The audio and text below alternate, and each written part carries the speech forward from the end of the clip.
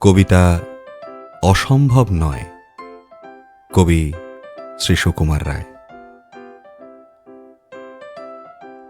এক যে ছিল সাহেব, তাহার গুণের মধ্যে নাকের বাহার। তার যে গাধা বাহন, সেটা যেমন পেটুক তেমনি ঢ্যাঁটা। ডাইনে বললে যায় সে বামে, 3 পা যেতে 2 বার থামে। চলতে চলতে থেকে থেকে খানায় খন্দে পড়ে বেঁকে। ব্যাপার দেখে এমনিতর, সাহেব বললে, সবুর করো, মামদোবাজি আমার কাছে, এ রোগেরও ওষুধ আছে। এই না বলে ভীষণ ক্ষেপে গাধার পিঠে বসল চেপে।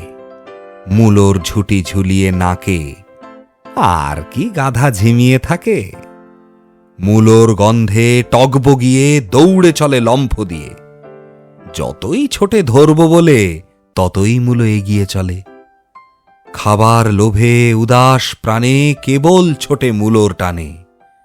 ডাইনে বাঁয়ে মূলোর তালে, ফেরেন গাধা নাকের চালে।